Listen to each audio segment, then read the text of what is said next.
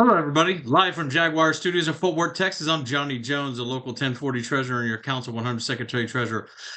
Today, we want to talk about a few things that are going on. This is the season for sick leave restriction. So, if you've been called into the manager's office in the last month or so, and they've talked to you about your attendance and said, "Hey, Johnny boy, you called out sick the other day," or they pulled you in the office and showed you a white slip of paper that says, "Hey, these are all the absences you've had."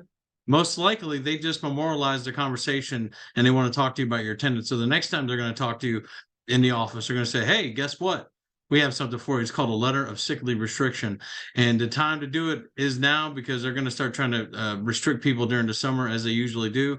And if as indications have shown, many airports are already starting to release overtime schedules for mandatory overtime over the summer season.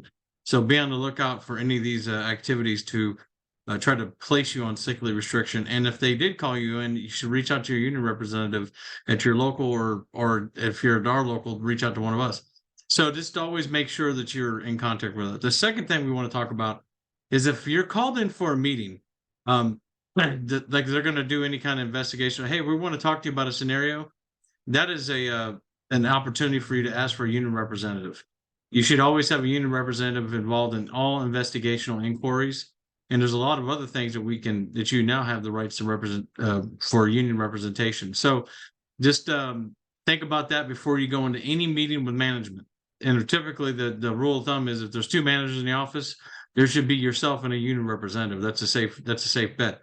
And the third thing we want to talk about in the next week or so, the pay equity letters are going to be coming out.